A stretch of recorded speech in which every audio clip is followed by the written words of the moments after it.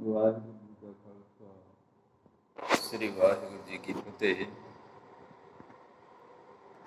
ਸਤਿਗੁਰੂ ਨਾਨਕ ਪਾਤਸ਼ਾਹ ਦੀ ਕਿਰਪਾ ਦੇ ਸਦਕਾ ਜਿੰਨੀਆਂ ਕੁ ਵਿਚਾਰਾਂ ਸਾਨੂੰ ਪ੍ਰਾਪਤ ਹੁੰਦੀਆਂ ਨੇ, ਜਿਹੜੇ ਚੰਗਿਆਈਆਂ ਤੇ ਬੁਰਾਈਆਂ ਨੇ, ਹੁਣ ਸਾਡੇ ਚੰਗੇ ਕਰਮ ਨੇ ਜਿਹੜੇ ਉਹ ਕਿਹੜੇ ਨੇ, ਅਸੀਂ ਇਹ ਵਿਚਾਰਨੇ ਨੇ। ਇਨਸਾਨ ਹੈ ਜਿਹੜਾ, ਇਹ ਆਪਣਾ ਜੀਵਨ ਜਿਹੜਾ ਉਹ ਇਹ ਜਿਹੜੀ ਕਾਰ ਚੱਲ ਰਹੀ ਹੈ, ਇਸ ਕਾਰ ਦੇ ਵਿੱਚ ਹੀ ਉਲਝ ਕੇ ਰਹਿ ਗਿਆ ਤੇ ਸੋਚਦਾ ਹੈ ਕਿ ਸਾਡਾ ਜੀਵਨ ਇਹੀ ਹੈ। ਦੇਖੋ ਗੁਰਮੁਖੋ, ਕਮਾਈ ਕਰਨੀ, ਕਿਰਤ ਕਰਨੀ, ਚਾਹੇ ਕੋਈ ਵੀ ਕਰਦੇ ਹੋ, ਬਿਜ਼ਨਸ ਕਰਦੇ ਹੋ, ਕਿਰਤ ਕਰਦੇ ਹੋ, ਖੇਤੀ ਦਾ ਕੰਮ ਕਰਦੇ ਹੋ ਜਾਂ ਮਜ਼ਦੂਰ, ਕੋਈ ਵੀ ਕਰਮ ਕਰਦੇ ਹੋ, ਇਹ ਕਰਮ ਸਿਰਫ ਸਾਡਾ ਸਰੀਰ ਚਲਾਉਣ ਵਾਸਤੇ। ਅਸੀਂ 2 ਵਕਤ ਦੀ ਰੋਟੀ ਖਾਣੀ ਹੈ, ਔਰ ਸਾਡਾ ਜਿਹੜਾ ਇਸ ਧਰਤੀ ਤੇ ਪੈਦਾ ਹੋਣ ਦਾ ਮਨੋਰਥ ਹੈ ਨਾ, ਅਸਲ ਹੈ, ਉਹ ਸਿਰਫ ਬੰਦਗੀ ਹੈ, ਸਿਰਫ ਬੰਦਗੀ। ਅਸੀਂ ਇਹ ਸ੍ਰਿਸ਼ਟੀ ਦੀ, ਇਹ ਕੁਦਰਤ ਦੀ, ਇਹ ਪ੍ਰਗਤੀ ਦੀ ਸੇਵਾ ਵਾਸਤੇ ਇੱਥੇ ਆਏ ਹੋਏ ਹਾਂ। ਸਾਨੂੰ ਇਹ ਕਿਰਾਏ ਤੇ ਮਿਲਿਆ ਹੋਇਆ ਜਿਵੇਂ ਮਕਾਨ ਹੁੰਦਾ ਨਾ, ਐਸੇ ਰੂਪੀ ਇਹ ਕਿਰਾਏ ਤੇ ਮਿਲਿਆ ਹੋਇਆ ਸਰੀਰ ਹੈ। ਔਰ ਕਲਯੁਗ ਦੇ ਵਿੱਚ 5 ਵਿਕਾਰਾਂ ਦਾ ਰਸ ਹੈ। ਗੁਰੂ ਸਾਹਿਬ ਨੇ ਸਾਨੂੰ ਇੱਥੇ ਭੇਜਿਆ ਤਾਂ ਕਿ ਅਸੀਂ ਇੱਥੇ ਆ ਕੇ ਜਿਹੜੇ ਲੋਕ ਗ੍ਰਸੇ ਪਏ ਨੇ ਜਾਂ ਇੱਕ ਦੂਜੇ ਦੇ ਅਧੀਨ ਕਰਕੇ ਇੱਕ ਦੂਜੇ ਨੂੰ ਲੁੱਟਦੇ ਨੇ, ਉਹ ਲੁੱਟ ਨੂੰ ਬੰਦ ਕਰਕੇ ਸਹੀ ਜੀਵਨ ਤੇ ਸਭ ਨੇ ਜਿਉਣਾ ਨੂੰ। ਇੱਕ ਇਨਸਾਨ ਸਾਰਿਆਂ ਨੂੰ ਆਪਣਾ ਗੁਲਾਮ ਬਣਾ ਕੇ ਤੇ ਆਪਣੇ ਕਰਮ ਥੱਲੇ ਚਲਾਵੇ ਤੇ ਗੁਰਮੁਖੋ, ਇਹ ਗੱਲ ਸ਼ੋਭਾ ਨਹੀਂ ਦਿੰਦੀ। ਅਸੀਂ ਕਿਸੇ ਦਾ ਧਰਮ ਉਜਾੜ ਕੇ, ਕਿਸੇ ਦਾ ਉਜਾੜ ਕੇ ਆਪਣਾ ਵਸਾਈਏ, ਇਹ ਕਿਸੇ ਵੀ ਪੱਖ ਵਿੱਚ ਸਹੀ ਨਹੀਂ, ਕਿਸੇ ਧਰਮ 'ਚ ਸਹੀ। ਇਨਸਾਨੀਅਤ ਦਾ ਫਰਜ਼ ਸਿਰਫ ਇਹੀ ਹੈ, ਆਪ ਜੀਓ ਔਰ ਦੂਸਰਿਆਂ ਨੂੰ ਜੀਵਨ ਦਿਓ, ਦੂਸਰਿਆਂ ਨੂੰ ਜਿਉਣ ਦਿਓ। ਜੇ ਸਾਡੇ ਕੋਲ ਕੋਈ ਅਹੁਦਾ ਹੈ ਤਾਂ ਸਾਡਾ ਫਰਜ਼ ਹੈ ਵੀ ਜਿੰਨੇ ਕੁ ਸਾਡੇ ਅੰਡਰ 'ਚ ਲੋਕ ਨੇ, ਅਸੀਂ ਉਹਨਾਂ ਦੀ ਸੇਵਾ ਕਰੀਏ। ਸਾਨੂੰ ਇਹ ਫਲ ਪ੍ਰਾਪਤ ਹੋਇਆ ਹੈ ਕਿ ਉਹ ਲੋਕ ਸਾਡੇ ਅਧੀਨ ਨੇ ਤੇ ਸਾਨੂੰ ਉਹਨਾਂ ਦੀ ਸੇਵਾ ਮਿਲੀ ਹੈ। ਹੁਣ ਜਿੰਨੇ ਵੀ ਅਹੁਦੇਦਾਰ ਲੋਕ ਨੇ, ਹਰ ਇੱਕ ਨੇ ਉਹ ਚੀਜ਼ ਗਮਾ ਲਈ ਜਿਹੜੀ ਚੀਜ਼ ਸੇਵਾ ਕਹਿੰਦੇ ਜੀ, ਅਸਲ ਸੇਵਾ। ਰਾਜ, ਹੁਣ ਕਹਿੰਦੇ ਤਪ ਕਰਕੇ ਤੇ ਰਾਜ ਮਿਲਦਾ, ਜੇ ਰਾਜ ਕਰੋਗੇ ਤੇ ਫਿਰ ਨਰਕ ਹੈ। ਰਾਜ ਮਿਲਿਆ ਕਿਸੇ ਚੀਜ਼ ਦਾ ਮਿਲਿਆ, ਤੁਹਾਨੂੰ ਕੋਈ ਅਹੁਦਾ ਮਿਲਿਆ ਤੇ ਸਾਡਾ ਧਰਮ ਹੈ ਵੀ ਜਿੰਨੇ ਲੋਕ ਸਾਡੇ ਅੰਡਰ 'ਚ ਨੇ। ਹੁਣ ਦੇਖੋ, ਇੱਕ ਮੈਂਬਰ ਹੈ, ਇੱਕ ਮੈਂਬਰ ਦੇ ਥੱਲੇ 100-200 ਬੰਦਾ, ਸਰਪੰਚ ਥੱਲੇ ਦੇਖੋ ਸਾਰਾ ਪਿੰਡ ਆ ਗਿਆ। ਸੇਵਾ ਹੈ, ਇਹ ਸੇਵਾ ਮਿਲੀ ਹੋਈ ਹੈ। ਸੇਵਾ ਕਰੋ, ਤੁਹਾਡੇ ਜਿੱਥੇ ਤੁਸੀਂ ਰਹਿੰਦੇ ਹੋ ਨਾ, ਉੱਥੇ ਕੁਝ ਵਿਗੜੇਗਾ। ਜੇ ਗਲਤ ਬੰਦੇ ਅੱਗੇ ਲੱਗ ਕੇ ਤਾਂ ਵਿਗੜੂਗਾ ਹੀ ਵਿਗੜੂਗਾ, ਫਿਰ ਨਹੀਂ ਸਰਦਾ। ਪਹਿਲਾਂ ਤੇ ਆਪਣੇ ਆਪ ਨੂੰ ਸਹੀ ਕਰਨ, ਫਿਰ ਗਲਤ ਬੰਦੇ ਜਿਹੜੇ ਆਗੂ ਹੈ ਉਹਨਾਂ ਨੂੰ ਬਦਲਣਾ ਹੈ। ਇਹ ਜੀਵਨ ਫਿਰ ਬਣੇਗਾ, ਫਿਰ ਸੁਖੀ ਹੋਣਗੇ। ਤੇ ਨਹੀਂ ਜਿਹੜੇ ਰਾਹ ਤੁਸੀਂ ਪੈ ਗਏ। ਹੁਣ ਇਕੱਲੇ ਪੰਜਾਬ ਦਾ ਭਲਾ ਨਹੀਂ ਹੋ ਗਿਆ, ਹੁਣ ਪੰਜਾਬ ਦਾ ਜਿਹੜਾ ਅੰਤਮ ਪੜਾਅ ਆ ਗਿਆ, ਅੰਤਮ ਪੜਾਅ ਇਨਸਾਨੀਅਤ ਦਾ। ਹਰ ਚੀਜ਼ ਵਿੱਚ ਇੱਕ ਸਿਸਟਮ ਬਣ ਗਿਆ ਔਰ ਹਰ ਇੱਕ ਚੀਜ਼ ਵਿੱਚ ਇੱਕ ਸਿਸਟਮ ਦੇ ਅਧੀਨ ਦੁਨੀਆ ਕਰਤੀ। ਇਕੱਲਾ ਪੰਜਾਬ ਰਹਿੰਦਾ ਸੀ, ਹੁਣ ਤੁਹਾਡਾ ਪੰਜਾਬ ਆ ਜਿਹੜਾ, ਇਹ ਵੀ ਸਿਸਟਮ ਦੇ ਅਧੀਨ ਹੋ ਗਿਆ। ਤੇ ਸੋਚ ਲਿਓ, ਜਿਤਨੇ ਵੀ ਪੰਜਾਬੀ ਨੇ, ਮੇਰੀ ਇੱਕ ਗੱਲ ਨੂੰ ਧਿਆਨ 'ਚ ਰੱਖਿਓ, ਆ ਜਿਹੜੇ ਖੇਤਾਂ 'ਚ ਕੰਮ ਕਰਨ ਵਾਲੇ ਤੇ ਜਿਹੜੇ ਪਿੰਡਾਂ ਦੀਆਂ ਸੱਥਾਂ 'ਚ ਬੈਠਣ ਵਾਲੇ ਨੇ, ਤੁਸੀਂ ਚਾਹੁੰਦੇ ਹੋ ਵੀ ਦੇਸ਼ ਆ ਜਿਹੜਾ ਆਪਣਾ ਇਹ ਕੈਲੀਫੋਰਨੀਆ ਬਣ ਜੇ ਜਾਂ ਵਿਦੇਸ਼ਾਂ ਵਾਲੀ ਕੰਟਰੀ ਬਣ ਜੇ, ਇੱਕ ਸਿਸਟਮ ਬਣ ਜੇ। ਜੇ ਤੁਹਾਨੂੰ ਸਿਸਟਮ ਚੰਗਾ ਲੱਗਦਾ ਨਾ, ਸਿਸਟਮ ਤੇ ਫਿਰ ਹਰ ਇੱਕ ਬੰਦਾ 8 ਘੰਟੇ ਕੰਮ ਕਰਨ ਵਾਸਤੇ ਤਿਆਰ ਹੋ ਜਾਓ। ਇਹ ਭੁੱਲ ਜਾਓ ਜਿਹੜੇ ਤੁਸੀਂ ਬੈਠ ਕੇ ਤਾਸ਼ਾਂ ਖੇਡਦੇ ਹੋ ਨਾ, ਜਿਹੜੀਆਂ ਗੱਪੇ ਮਾਰਦੇ ਹੋ, ਗੱਲਾਂ ਮਾਰਦੇ ਹੋ, ਭੁੱਲ ਜਾਓ। ਇਹ ਬਾਬਾ ਨਾਨਕ ਦੇ ਸਕਦਾ, ਤੁਹਾਨੂੰ ਹੋਰ ਨਹੀਂ ਕੋਈ ਦੇ ਸਕਦਾ। ਜਿੰਨੇ ਤੁਸੀਂ ਵਿਹਲੜ ਹੋ ਗਏ ਉਨੇ ਤੁਸੀਂ ਦੇਸ਼ ਨੂੰ ਬਰਬਾਦ ਕਰਨ ਤੇ ਹੋ ਗਏ। ਕਦੇ ਕਿਸੇ ਨੂੰ ਨਸੀਹਤ ਦਿੱਤੀ ਹੈ, ਕਿਸੇ ਬੱਚੇ ਨੂੰ ਸਿੱਧੇ ਰਾਹ ਪਾਇਆ? ਇਹ ਜਿਹੜੀਆਂ ਤਾਸ਼ਾਂ ਕੁੱਟਦੇ ਹੋ, ਮੌਜਾਂ ਕਰਦੇ ਹੋ, ਪੰਜਾਬ ਦੀ ਧਰਤੀ ਤੇ ਰਹਿ ਕੇ ਬੁੱਲੇ ਛਾਂਕਦੇ ਹੋ, ਆਜ਼ਾਦ ਜ਼ਿੰਦਗੀ ਜਿਉਂਦੇ, ਤੁਹਾਡੀ ਗੁਲਾਮੀ ਗੱਲ ਪੈ ਗਈ ਭਾਈ। ਹੁਣ ਤੁਹਾਡੇ ਨੇੜੇ ਆ ਗਈ ਗੁਲਾਮੀ। ਇਹ ਇੱਕ ਬੰਦਾ ਕੋਈ ਕੁਝ ਨਹੀਂ ਕਰ ਸਕਦਾ, ਸਾਰਿਆਂ ਨੂੰ ਜਾਗਣਾ ਪੈਣਾ।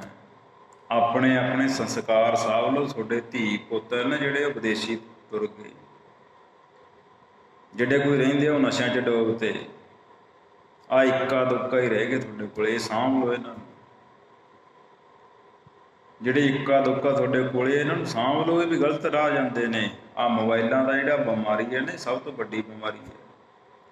ਪਿਓ ਨੂੰ ਪਿਓ ਨਹੀਂ ਕਹਿਣਾ, ਚਾਚੇ ਨੂੰ ਚਾਚਾ ਨਹੀਂ ਕਹਿਣਾ, ਤਾਏ ਨੂੰ ਤਾਇਆ ਨਹੀਂ ਕਹਿਣਾ, ਜੀ ਤਾਂ ਬਹੁਤ ਦੂਰ ਜਾ ਵੜਿਆ। ਜਿਹੜੇ ਰਿਸ਼ਤੇ ਤੁਹਾਡੇ ਇਹ ਵੀ ਨਹੀਂ ਇਹਨਾਂ ਨੇ ਕਹਿਣੀ। ਦਾਸ ਦਾ ਬਚਪਨ ਸੀ, ਕਿਤੇ ਜੀ ਤੋਂ ਬਿਨਾਂ ਕੋਈ ਗੱਲ ਨਹੀਂ ਕਰਦਾ ਸੀ। ਕਮਾਲ। ਅੱਜ ਕੋਈ ਚਾਚਾ ਨਹੀਂ ਕਹਿ ਕੇ ਰਾਜੀ, ਕੋਈ ਤਾਇਆ ਨਹੀਂ ਕਹਿ ਕੇ ਰਾਜੀ। ਜਿਸ ਦਾ ਜੋ ਦਰਜਾ ਹੈ ਉਹਨੂੰ ਉਹ ਦਿਓ। ਰਿਸ਼ਤੇ ਤਾਂ ਬਚਣਗੇ ਜੇ ਬਾਬਾ ਲੱਗਦਾ ਤੇ ਬਾਬਾ ਜੀ ਕਹੋ। ਉੱਜੜਨ ਤੇ ਆ ਗਏ ਭਾਈ, ਇਸ ਸਮਾਂ ਉੱਜੜ। ਲਾਸਟ ਤੁਹਾਡੀ ਆਖਰੀ ਸਟੇਜ ਹੈ ਇਨਸਾਨੀਅਤ ਦੀ। ਡੰਗਰ ਬਣ ਕੇ ਤੇ ਜਿਵੇਂ ਮਰਜ਼ੀ ਜਿਉਂ ਚੱਲੋ, ਇਹ ਨਹੀਂ ਹੈਗਾ ਤੁਸੀਂ ਜਿਉਂ ਤੁਹਾਡਾ ਜਿਉਣਾ ਮੁੱਕ ਜਾਓ। ਨਹੀਂ, ਜਦੋਂ ਇੱਕ ਇਨਸਾਨ ਦੇ ਥੱਲੇ ਲੱਗ ਕੇ ਜਿਉਂਗੇ ਨਾ, ਫਿਰ ਡੰਗਰ ਬਣ ਜਾਓਗੇ। ਉਹ ਵਿਦੇਸ਼ੀ ਕੰਪਨੀਆਂ ਨੇ ਤੁਹਾਡੇ ਉੱਤੇ ਐਡਾ ਦਵਸ ਪਾਲਿਆ, ਤੁਹਾਨੂੰ ਲਾਲਚ ਦੀ। ਤੁਹਾਨੂੰ ਮਾਇਆ ਚੰਗੀ ਲੱਗਦੀ ਹੈ, ਚੰਗੀ ਘਰ-ਬਾਰ ਚੰਗੇ ਲੱਗਦੇ, ਸੰਸਕਾਰ ਕਿਹਨੂੰ ਚੰਗੇ ਲੱਗਦੇ ਨੇ? ਧੰਨ ਸੀ ਉਹ ਗੁਰੂ ਜਿਹੜੇ ਸਰਬੰਸ ਵਾਰ ਗਏ, ਪਰ ਕੀ ਫਾਇਦਾ ਹੋਇਆ ਮੈਨੂੰ ਦੱਸੋ ਤੁਸੀਂ? ਸਿੱਖੀ ਦਾ ਵਪਾਰ ਹੋ ਗਿਆ, ਬਾਣੀ ਦਾ ਵਪਾਰ ਹੋ ਗਿਆ, ਇਨਸਾਨੀਅਤ ਤੁਹਾਡੇ ਕੋਲ ਨਹੀਂ ਰਹੀ। ਕੀ ਫਾਇਦਾ ਹੋਇਆ ਸਰਬੰਸ ਵਾਰੇ ਦਾ? ਕੀ ਫਾਇਦਾ ਹੋਇਆ ਗੁਰੂ ਸਾਹਿਬਾਨਾਂ ਦੀਆਂ ਦਿੱਤੀਆਂ ਹੋਈਆਂ ਸ਼ਹਾਦਤਾਂ? ਖਾਲਸੇ ਦਾ ਤੁਸੀਂ ਤਮਾਸ਼ਾ ਬਣਾ ਕੇ ਰੱਖ ਦਿੱਤਾ। ਬਾਣੀ ਦਾ ਤੁਹਾਨੂੰ ਨਹੀਂ ਪਤਾ, ਬਾਣੇ ਦਾ ਤੁਹਾਨੂੰ ਨਹੀਂ ਪਤਾ, ਗਿਆਨ ਕਿਤੇ ਹੈ? ਕਿੱਧਰ ਨੂੰ ਸੰਗ ਹੋ ਗਈ? ਜ਼ਿਮੀਂਦਾਰਾ ਖਤਮ ਹੋ ਗਿਆ, ਗੁਰਮੁਖੋ ਹਰ ਵਰਗ ਖਤਮ ਹੋ ਗਿਆ, ਇਨਸਾਨੀਅਤ ਮਿਟਣ ਤੇ ਆ ਗਈ, ਭਾਈਚਾਰੇ ਵੀ ਮਿਟ ਗਏ। ਤੁਹਾਡੇ ਪੱਲੇ ਕੀ ਹੈ? ਕਦੇ ਚੇਤਾ ਕੀਤਾ? ਅਜੇ ਵੀ ਹੰਕਾਰ ਹੈ ਯਾਰ, ਕੋਈ ਗੱਲ ਹੀ ਨਹੀਂ ਸਮਝਦਾ। ਕਾਹਦਾ ਹੰਕਾਰ ਹੈ? ਇਹ ਤੁਹਾਡੀਆਂ ਹੀ ਧੀਆਂ ਭੈਣਾਂ ਜਿਨ੍ਹਾਂ ਨੂੰ ਤੱਕ ਤੱਕ ਤੁਸੀਂ ਦਿਨ ਟਪਾਉਣੇ। ਨਹੀਂ ਭਾਈ, ਸਿਆਣੇ ਬਣ ਜਾਓ। ਸਿਆਣੇ ਬਣਨਾ ਪੈਣਾ। ਇਨਸਾਨ ਤੇ ਤੁਸੀਂ ਹੈਗੇ ਹੋ, ਤੁਹਾਡੇ ਅੰਦਰ ਸਾਰਾ ਕੁਝ ਹੈਗਾ, ਪਰ ਇਨਸਾਨੀਅਤ ਨਹੀਂ ਹੈਗੀ। ਸੱਚ ਨੂੰ ਸੱਚ ਕਹਿਣਾ ਪੈਂਦਾ, ਉਹ ਹਿੰਮਤ ਨਹੀਂ ਹੈਗੀ ਤੁਹਾਡੇ ਅੰਦਰ ਸੱਚ ਕਹਿਣ ਦੀ। ਗੁਰਮੁਖੋ, ਇੱਕ ਇਨਸਾਨ ਚਾਹੇ ਤੇ ਕੀ ਨਹੀਂ ਕਰ ਸਕਦਾ,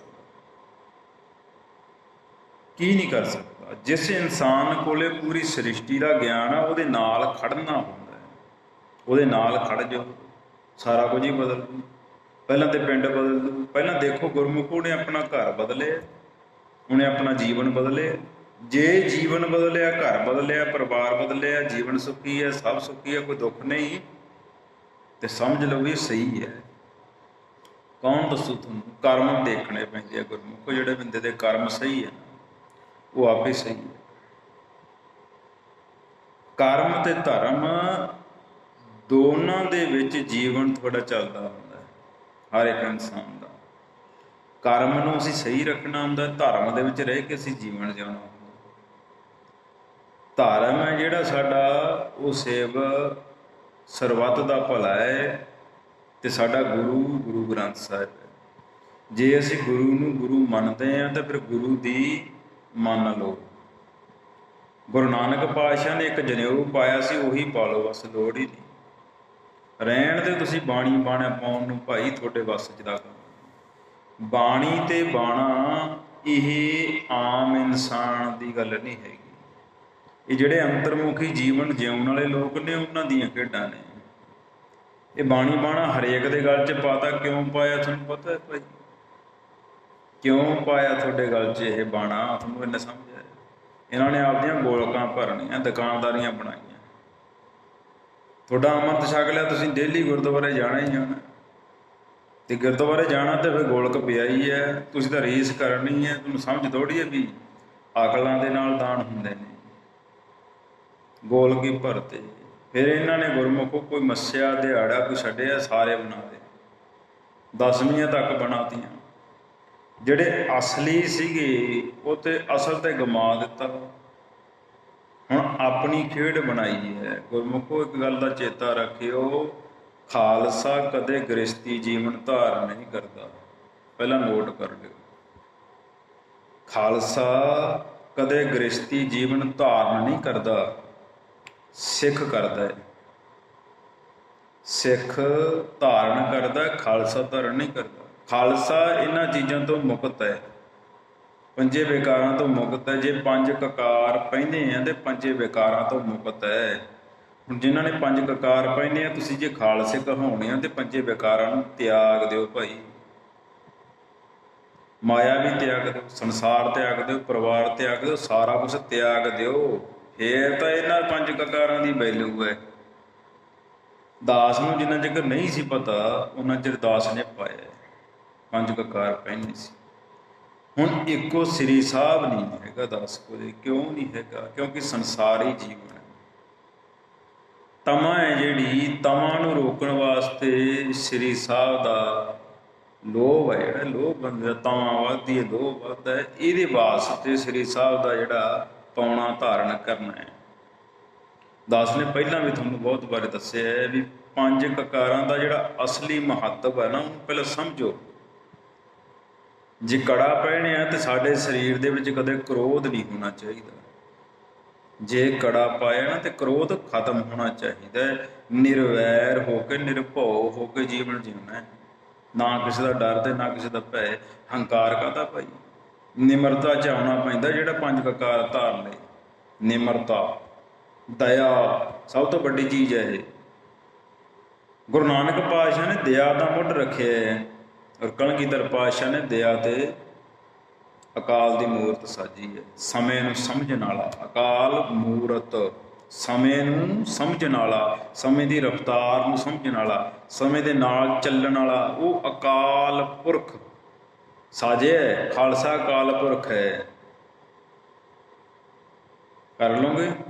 10 ਜਨਮ ਵਿੱਚ ਇੱਕ ਜਨਮ ਜਿਉਣ ਵਾਲਾ ਖਾਲਸਾ ਹੈ। ਹੁਣ ਤੁਹਾਡੀ ਬੁੱਧ ਹੈ ਭਾਈ, ਜੀਵਨ ਦੇ ਕਰੋੜਾਂ ਪਏ ਹੈ। ਇਹ ਆਤਮਾ ਦੇ ਤਲ ਤੇ, ਬੁੱਧ ਦੇ ਤਲ ਤੇ ਜੀਵਨ ਜਿਵੇਂ ਜਾਂਦੇ ਨੇ। ਸਰੀਰ ਇੱਕੋ ਹੀ ਹੁੰਦਾ ਹੈ। ਸਾਡੀ ਸੋਚ ਕਿੰਨੇ ਜੀਵਨ ਜਿਉਂ ਚੁੱਕੀ ਹੈ, ਕਿੰਨੇ ਜੀਵਨ ਜਿਉਂ ਸਕਦੀ ਹੈ, ਇਹ ਅਸੀਂ ਸੋਚਣਾ, ਅਸੀਂ ਦੇਖਣਾ, ਅਸੀਂ ਵਿਚਾਰਨਾ। ਗੁਰੂ ਗ੍ਰੰਥ ਸਾਹਿਬ ਦੇ ਵਿੱਚ ਕਰੋੜਾਂ ਅਰਬਾਂ ਜੀਵਨ ਨੇ, ਜਿਹੜੇ ਮਰਜ਼ੀ ਜਿਉਂ ਲਓ। ਭਾਵ ਕਿ ਅਸੀਂ ਸਮਝਣਾ, ਜੇ ਅਸੀਂ ਇੱਕ ਇਨਸਾਨ ਦਾ ਜੀਵਨ ਪੜ੍ਹ ਲਿਆ ਤੇ ਅਸੀਂ ਇੱਕ ਜੀਵਨ ਜਿਉਂ ਲਿਆ। ਜੀਵਨ ਪੜ੍ਹੋ, ਕਿੰਨੇ ਲੋਕਾਂ ਦਾ ਜੀਵਨ ਪੜ੍ਹੋਗੇ? 10 ਦਾ ਜੀਵਨ ਪੜ੍ਹ ਲਿਆ ਨਾ, ਤੁਹਾਨੂੰ ਸਮਝ ਆ ਜਾਊਗੀ, ਅਕਲ ਆ ਜਾਊਗੀ। ਕੜਾ ਦੇ ਨਾਲ ਕ੍ਰੋਧ ਰੁਕਦਾ ਹੈ। ਕੇਸਾਂ ਦੇ ਨਾਲ ਗੁਰਮੁਖੋ ਜਿਹੜੀ ਤੁਸੀਂ ਝੂਠ ਬੋਲਦੇ ਹੋ, ਝੂਠ ਤੇ ਝੂਠ ਹੈ ਜਿਹੜੀ, ਇਹ ਕੇਸਾਂ ਦਾ ਧਾਰੀ ਬੰਦਾ ਕਦੇ ਨਹੀਂ ਕਰ ਸਕਦਾ। ਝੂਠ ਕਦੇ ਬੋਲ ਨਹੀਂ ਸਕਦਾ। ਜੇ ਕੇਸ ਰੱਖੇ ਆ ਨਾ ਝੂਠ ਤੇ ਨਾ ਝੂਠ, ਦੋਨਾਂ ਨੂੰ ਤਿਆਗਣਾ ਪੈਣਾ। ਤਿਆਗ ਦਿਓਗੇ? ਹੁਣ ਕੰਘਾ ਹੈ, ਕੰਘਾ ਗੁਰਮੁਖੋ ਕੇਸ ਜਿਹੜੇ ਮਰਦਾਰ ਹੁੰਦੇ ਉਹਨਾਂ ਨੂੰ ਸਾਫ਼ ਕਰਨ ਵਾਸਤੇ ਹੁੰਦਾ। ਤੇ ਭਾਵ ਕੀ ਹੈ? ਤੁਹਾਡੇ ਹਿਰਦੇ ਦੇ ਵਿੱਚ ਕਿਸੇ ਦੇ ਪ੍ਰਤੀ ਕੋਈ ਨਿੰਦਿਆ ਨਹੀਂ ਹੋਣੀ ਚਾਹੀਦੀ, ਕੋਈ ਚੁਗਲੀ ਨਹੀਂ ਹੋਣੀ ਚਾਹੀਦੀ। ਜੇ ਨਿੰਦਿਆ ਚੁਗਲੀ ਤੋਂ ਤੁਸੀਂ ਬੰਦ ਕਰ ਲਓਗੇ ਆਪਣੀ ਰਸਨਾ ਨੂੰ ਤੇ ਅੰਦਰ ਹਿਰਦੇ 'ਚ ਪ੍ਰਕਾਸ਼ ਕਰ ਲਓਗੇ, ਤੇ ਫਿਰ ਤੇ ਕੰਘੇ ਦਾ ਮਤਲਬ ਹੈ, ਕਛਹਿਰੇ ਦਾ ਮਤਲਬ ਹੈ ਕਾਮ ਨੂੰ ਵਸ ਵਿੱਚ ਰੱਖਣਾ। ਕਿਰਪਾਨ ਦਾ ਦਾਸ ਨੇ ਤੁਹਾਨੂੰ ਦੱਸਿਆ ਹੀ ਹੈ। 5 ਕਕਾਰਾਂ ਦਾ ਅਸਲ ਮਹੱਤਵ ਇਹ ਹੈ। ਤੇ ਇੱਥੇ ਗੁਰਮੁਖੋ ਜਿਹੜੇ ਨੇ ਸਭ ਤੋਂ ਜ਼ਿਆਦਾ ਵਿਕਾਰੀ ਆ, ਉਹਨੇ ਪੰਜ ਕਕਾਰ ਧਾਰਨ ਕਰਿਆ ਕਿ ਮੈਂ ਖਾਲਸਾ। ਦਸਤਾਰਾਂ ਸੋਹਣੀਆਂ ਲੱਗਦੀਆਂ ਨੇ, ਇਹ ਸੋਹਣੇ ਕਿਰਦਾਰ ਵਾਲਿਆਂ ਦੀਆਂ ਦਸਤਾਰਾਂ ਹੈ, ਜਿਨ੍ਹਾਂ ਦੇ ਕਿਰਦਾਰ ਸੋਹਣੇ ਨੇ। ਤੁਹਾਡੇ ਕਿਰਦਾਰ ਦੇਖੋ ਆਪਣੇ ਕੀ ਹੈ। ਮਨ ਦੇ ਵਿੱਚ ਤੇ ਹੰਕਾਰ ਹੈ, ਪਾਪ ਹੈ, ਜਿਹੜਾ ਵੈਰ ਤੇ ਵਿਰੋਧ, ਕਾਮ ਤੇ ਕ੍ਰੋਧ, ਲੋਭ ਮੋਹ ਹੰਕਾਰ ਨਹੀਂ ਤਿਆਗ ਸਕਿਆ, ਉਹ ਇਨਸਾਨ ਕਿੱਥੇ ਹੈ। ਤੇ ਬਣ ਚੱਲਿਓ ਖਾਲਸੇ। ਕੌਣ ਸਮਝਾਊਗਾ ਭਾਈ? ਸਾਰੇ ਸੰਸਾਰ ਨੂੰ ਕੋਈ ਸਮਝਾਉਣ ਵਾਲਾ ਨਹੀਂ ਰਿਹਾ। ਤੁਹਾਡੇ ਜਿਹੜੇ ਧਰਮ ਆ, ਧਰਮਾਂ ਦੇ ਜਿਹੜੇ ਪੰਜ ਤਖਤ ਨੇ, ਪੰਜੇ ਤਖਤ ਬਦਈਆਂ ਦੇ ਹੱਥ 'ਚ ਨੇ, ਉਹਨਾਂ ਦੇ ਹੱਥ 'ਚ ਨੇ, ਜਿਹੜੇ ਲੋਕ ਤੁਹਾਨੂੰ ਗੁੰਮਰਾਹ ਕਰਕੇ ਲੁੱਟਦੇ ਨੇ। ਦਾਸ ਨੇ ਤੇ ਕੂਕਣਾ ਹੈ, ਸੱਚ ਬੋਲਣਾ ਹੈ, ਬੋਲਦਾ ਰਹੋ, ਜਿੱਥੇ ਮਰਜ਼ੀ ਬੁਲਾ ਲਓ। ਖੜਨਾ ਤੁਸੀਂ ਹੈ, ਸੰਸਾਰ ਨੇ ਖੜਨਾ। ਹੁਣ ਜੇ ਸੱਚ ਤੇ ਖੜੋਗੇ ਤੇ ਸੱਚ ਮਿਲੂਗਾ। ਰਾਜ ਖਾਲਸਾ ਭਾਲਦੇ, ਖਾਲਸੇ ਦਾ ਰਾਜ ਤੇ ਆਈ ਹੈ। ਦਾਸ ਦੱਸੂਗਾ ਵੀ ਰਾਜ ਖਾਲਸਾ ਕਿਵੇਂ ਚੱਲਦਾ ਹੈ, ਕਿਵੇਂ ਚੱਲੂਗਾ, ਕਿਵੇਂ ਚਲਾਵਾਂਗੇ। ਦਾਸ ਆਇਆ ਹੀ ਇਸ ਵਾਸਤੇ। ਸਮਝੋ, ਸਮਝੋ, ਸਮਝਣਾ ਪੈਣਾ। ਇਹ ਕਿਸੇ ਦੇ ਵੱਸ ਦਾ ਕੰਮ ਨਹੀਂ, ਇਹ ਤਾਂ ਸਭ ਕੁਛ ਅਕਾਲ ਪੁਰਖ ਦੇ ਹੱਥ 'ਚ ਹੈ। ਦਾਸ ਨੇ ਤੇ ਕੂਕਣਾ ਹੈ, ਡਿਊਟੀ ਲੱਗ ਗਈ, ਕੂਕੀ ਜਾਣਾ ਬਸ। ਸਮਝ ਤੁਹਾਡੇ ਆਊਗੀ, ਚੰਗੀ ਗੱਲ ਹੈ, ਨਾ ਆਊਗੀ ਤਾਂ ਗੁਰਮੁਖੋ ਨਗਰ ਵਸਦੇ ਭਲੇ, ਸਾਧ ਫਕਰ ਫਕੀਰ ਆ ਜਿਹੜੇ ਚੱਲਦੇ ਭਲੇ। ਇਹ ਤੇ ਥੋੜਾ ਕੁ ਸਮਾਂ ਤੁਹਾਡੇ ਕੋਲੇ ਬਸ। ਸਦਾ ਇੱਥੇ ਕਿਸੇ ਨੇ ਨਹੀਂ ਰਹਿਣਾ, ਸਭ ਨੇ ਆਵਾਜਾਈ ਦਾ ਖੇਲ। ਜਦੋਂ ਮਨ ਹੈ, ਜਿਹੜਾ ਮਨ ਹੈ ਨਾ, ਮਨ ਨੂੰ ਜਿੱਤ ਲਿਆ, ਜਗ ਜਿੱਤ ਲਿਆ ਗੁਰਮੁਖੋ। ਜਦੋਂ ਮਨ ਨੂੰ ਜਗ ਨਾਲੋਂ ਤੋੜ ਕੇ, ਸੰਸਾਰ ਨਾਲ ਤੋੜ ਕੇ, ਨਿਰੰਕਾਰ ਨਾਲ ਜੋੜ ਲਿਆ, ਇੱਥੇ ਰਾਸੀ ਮੁੱਕ ਗਿਆ। ਸੰਸਾਰ ਦਾ ਰਾਸੀ ਮੁੱਕ ਗਿਆ। ਰਸ ਤੇ ਅਕਾਲ ਪੁਰਖ ਦੇ ਦੀਦਾਰ ਦਾ ਹੈ। ਦੀਦਾਰ ਉਦੋਂ ਹੋਣਾ ਜਦੋਂ ਆਹ ਸਰੀਰ ਹੈ ਜਿਹੜਾ, ਇਹਨੂੰ ਤਿਆਗਿਆ ਜਾਊਗਾ। ਇਹਦੇ ਅੰਦਰ ਜਿਹੜੇ ਸਵਾਸ ਨੇ ਉਹ ਸੰਪੂਰਨ ਤੌਰ 'ਤੇ ਮੁਕਤ ਹੋ ਜਾਣਗੇ। ਸਫਲੇ ਕਰਨੇ ਹੈ। ਗੁਰਮੁਖ ਦਾਸ ਦਾ ਜੀਵਨ ਤੇ ਬਚਪਨ ਤੋਂ ਕਮਾਇਆ ਹੋਇਆ। ਪੈਦਾ ਹੁੰਦੇ ਵਾਹਿਗੁਰੂ ਸ਼ਬਦ ਦੀ ਗੁੜਤੀ ਮਿਲੀ। ਹੁਣ ਤੇ ਭਲੇ ਦੇ ਵਾਸਤੇ ਹੈ। 40 ਸਾਲ ਆਪਣੇ ਪਰਿਵਾਰ ਦੀ ਸੇਵਾ ਕਰੀ ਹੈ। ਕਰਮ ਯੁੱਧ ਜਿੱਤਿਆ, ਹੁਣ ਧਰਮ ਯੁੱਧ ਵਿੱਚ ਧਰਮ ਦੀ ਸੇਵਾ ਕਰਨੀ ਹੈ ਦਾਸ ਨੇ। ਤੇ ਅੱਜ ਤੋਂ ਬਾਅਦ ਕਰਾਉਣੀ ਨਾ ਕਰਾਉਣੀ ਇਹ ਸੰਸਾਰ ਦਾ ਤੁਹਾਡੀ ਸੋਚ ਹੈ, ਤੁਹਾਡੇ ਵਿਚਾਰ ਨੇ। ਕਿਉਂਕਿ ਫਰਜ਼ ਇੱਕ ਹੁੰਦਾ, ਹੁਣ ਇੱਕ ਤੇ ਗੁਰਮੁਖੋ ਦਿਹਾੜੀਆ ਹੁੰਦਾ, ਕਹਿੰਦਾ ਮੈਂ ਤਾਂ ਦਿਹਾੜੀ ਤੇ ਜਾਣਾ ਹੈ, ਦਿਹਾੜੀ ਤੇ ਜਾਣਾ। ਉਹਦਾ ਤਾਂ ਫਰਜ਼ ਹੈ ਵੀ ਆਹ ਦਿਹਾੜੀ ਹੈ। ਅਸੀਂ ਤੇ ਭਾਈ ਤੁਹਾਨੂੰ ਗਿਆਨ ਦੇਣਾ ਹੈ। ਗਿਆਨ ਦੇਣ ਵਾਲੇ ਦਿਹਾੜੀਏ ਆ, ਮਾਇਆ ਨਹੀਂ ਲੈਣੀ, ਮਾਇਆ ਨਹੀਂ ਲੈਣੀ। ਇੱਕ ਇਨਸਾਨ ਸੱਚ ਦੇ ਰਾਹ ਤੇ ਚੱਲ ਪਿਆ, ਸਾਡੀ ਤੇ ਇਹੀ ਸੈਲਰੀ ਹੈ।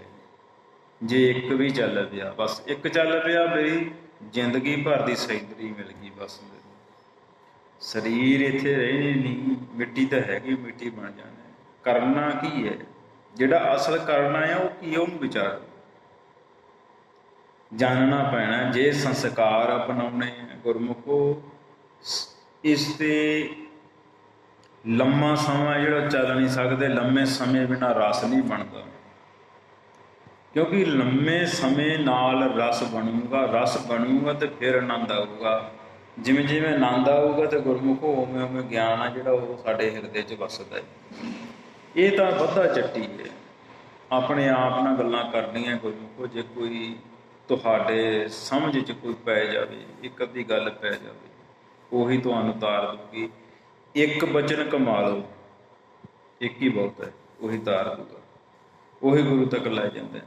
ਜਿਹੜਾ ਮਰਜ਼ੀ ਨਿਸ਼ਚਾ ਕਰ ਲਓ, ਸੱਚੇ ਹਿਰਦਿਓਂ ਇੱਕ ਬਚਨ ਅਪਣਾ ਲਓ ਵੀ ਗੁਰਪਿਤਾ ਆ ਮੈਂ ਤੇਰੇ ਹੁਕਮ 'ਚ ਰਹਿ ਕੇ ਚੱਲਣਾ ਹੈ, ਆਹ ਕੰਮ ਮੈਂ ਤੇਰੇ ਹੁਕਮ 'ਚ ਰਹਿ ਕੇ ਕਰਨਾ। ਜੇ ਤੇਰਾ ਹੁਕਮ ਮਿਲੂਗਾ ਤਾਂ ਕਰੂੰਗਾ, ਨਹੀਂ ਕਰਦਾ। ਦਾਸ ਨੂੰ ਗ੍ਰਸਤੀ ਜੀਵਨ ਧਾਰਨਾ ਇਹੀ ਇਕੱਲਾ ਗੁਰੂ ਨਾਨਕ ਦੇ ਹੁਕਮ ਦੇ ਅਧੀਨ ਰੱਖਿਆ ਸੀ। ਜੇ ਪਾਤਸ਼ਾਹ ਕੋਈ ਲਾਮਾ ਲੈਣ ਵਾਲੇ ਆਊ ਮਿਲੂ ਤਾਂ ਇਹ ਗ੍ਰਸਤੀ ਜੀਵਨ ਅਪਣਾਊ, ਤੇ ਨਹੀਂ ਦਾਸ ਅਪਣਾਉਂਦਾ ਨਹੀਂ। 40 ਸਾਲ ਹੋ ਗਏ ਗੁਰਮੁਖੋ, ਹੁਣ ਤੇ ਸਾਰੀਆਂ ਹੀ ਧੀਆਂ ਭੈਣਾਂ ਲੱਗਦੀਆਂ, ਵੱਡੀਆਂ ਮਾਵਾਂ ਲੱਗਦੀਆਂ। ਹੁਣ ਉਹ ਅਵਸਥਾ ਰਹੀ ਨਹੀਂ ਗਈ, ਸਾਰੀਆਂ ਹੀ ਧੀਆਂ ਨੇ। क्योंकि ਧੀਆਂ समान ने।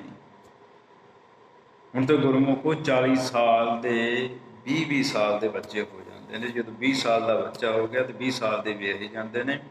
तो 20 साल की अवस्था समझ होनी चाहिए है। सारियां ਧੀਆਂ रह गई, ਹੁਣ इस जोग कोई रही नहीं गई। फिर ये आस ही मन दे विचों खत्म कर दो, मन दे विचों ख्याल ही खत्म कर दो।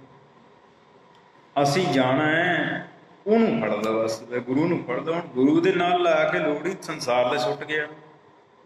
ਜਦੋਂ ਮਨ ਦੀ ਆਸ਼ਾ ਹੀ ਮੁੱਕ ਗਈ, ਮਨ ਦੇ ਖਿਆਲ ਚਾਅ ਸਭ ਕੁਝ ਮੁੱਕ ਗਏ, ਨਿਰੰਕਾਰ ਦੇ ਲਈ ਆਏ ਆ, ਉਹਦੀ ਸੇਵਾ 'ਚ ਹੈਗੇ, ਉਹਦੇ ਹੁਕਮ 'ਚ ਹੈ। ਉਹਦੇ ਹੁਕਮ ਤੋਂ ਬਿਨਾਂ ਤਾਂ ਬਾਹਰ ਪਤਾ ਨਹੀਂ ਝੁਲਦਾ ਗੁਰਮੁਖੋ। ਤੇ ਫਿਰ ਇਨਸਾਨ ਕਿਸੇ ਦਾ ਵਿੱਚ ਜਿੱਥੇ ਉਹ ਰੱਖੇ ਉੱਥੇ ਰਹਿਣਾ ਪੈਂਦਾ। ਰਹੋ ਦਾਸ ਨੇ ਤਾਂ ਇੱਕੋ ਹੀ ਵਚਨ ਕਮਾਇਆ ਹੈ, ਇਸੇ ਵਿੱਚ ਹੀ ਗੁਰੂ ਪਾਇਆ ਹੈ। इतनी हाजरी परवान। वाहिगुरू जी का खालसा, श्री वाहिगुरू जी।